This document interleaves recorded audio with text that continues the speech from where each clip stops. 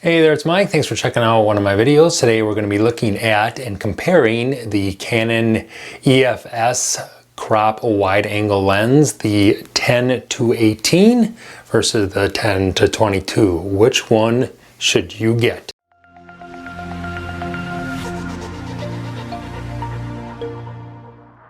So let's look at the differences. Some of them are somewhat minor. It really depends on what you're shooting. I'm going to be selling these. I'm going to let you know at the end of the video which one I'm going to be selling. So let's talk about size and weight. You can see that the 10-22 is just a little bit bigger. It's also definitely bigger piece of glass in there. The filter size on the 10-22 is at 77 millimeters. The 10-18 is 67. So a bigger piece of glass in the 10-22. And the benefit of that, even though it does weigh a little bit more, it is a little bit bigger, as you can even see just by the lens hood.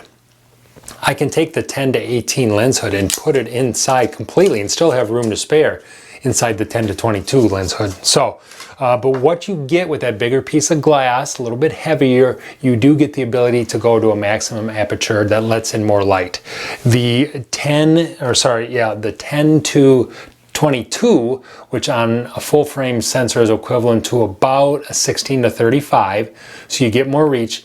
Lets in more light. This is an f3.5 at the wide end to f4.5 at the most zoomed in setting of 22. Okay, so you get a little bit more reach with this one, definitely. Okay, with the 10-18, you're getting about 16 millimeters to 29 millimeters. So 6 millimeters of difference. You have to decide if that's worth it or not. It's a smaller piece of glass. It also has a plastic mount on the back here, whereas the 10-22 has a metal mount. Okay, so this is a little bit more solidly constructed. Again, you need something that can take a little bit of a beating. Are you going to be outside in bad weather? I don't think either of these are, weather sealed or going to, stand up in a hailstorm or anything like that. But you do get a little bit better construction with the 10-22. It's a little bit heavier, bigger piece of glass. So you can get f3.5 at the wide end. You can only get 4.5. This is only 4.5 to 5.6. Okay, so you won't get the light capabilities. However, there's always a caveat. There's always a wrench to throw into the mix here. And this what kind of made the decision a little bit difficult for me too. The 10-18 is image stabilized. Okay, so whatever light that you sort of give up in the f-stop, that stop, maybe a stop and a half, maybe, call it a stop of light that you're going to lose. You make that up and then some by turning on image stabilization with the 10-18. And so that's something you have to keep in mind. You also have to keep in mind for your subject matter. Do you need 3.5 versus 4.5? Is that a big deal? Do you need that, just a little bit more blurrier background? You're going to have to decide that if that's something that's important to you.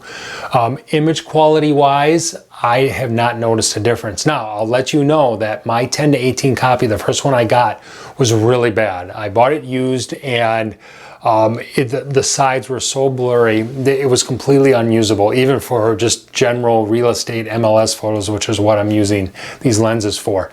Had to send it back and they sent me a replacement copy. In the meantime, I tried the 10-22.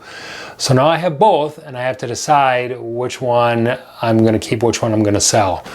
Image quality wise, they're both, I'm using them on the same camera. I'm using them on a Canon SL3 crop camera, and image quality was almost exactly the same once I got that better version of the 10-18 and they corrected it. Colors, Canon colors were great. Contrast was great. Everything was pretty much exactly the same. I'm not a pixel peeper by any means, but I saw really no difference. So for me, what I'm choosing to do when I look at these two, I'm almost never shooting wide open unless I'm going in, I have to take a picture of the inside of a garage or something like that. But these are being used for single exposure outside when I'm done photographing the interior of a property. I use this lens and the Canon SL3 to do my outside photos, which includes, and here's what made me, that was the deciding factor for me, I also use this as a pole camera. I put my camera on a pole so I can get 18 feet in the air. So for me, the fact that the 10 to 18 is a little bit smaller, it's a little bit lighter, all things being the same, I'm gonna go with the 10 to 18. So I will be selling my 10 to 22. The 10 to 22 is also just a little bit more expensive, I believe. And again, image quality is the same. I'm going with the 10 to 18 because I need something a little bit lighter, a little bit smaller so I can put that camera in the air on that painter's pole. The focusing motor on this is ultrasonic. Okay, so the 10 to 22 will focus probably a little bit faster. It's going to be quieter, things like that. Again, if that's important to you, then you have to consider that lens focuses, it has the ultrasonic motor in there. So those are the comparisons. I mean, they're relatively the same, but there are some differences. You have to weigh all those differences together. You have to weigh the aperture, maximum aperture. You have to weigh the image stabilization, the ultrasonic motor, the weight, the size, all that stuff you have to take into account. So for me, I'm gonna go with the 10 to 18. So I hope that helps you out. Check out my links below, subscribe to my channel, thumbs up, all that great stuff. Buy me a coffee, there's a link down there, help support my channel. That would be greatly appreciated. I will see you next time with another video. Until then, keep living the dream, keep taking photos. We'll talk to you soon. Thanks, bye-bye.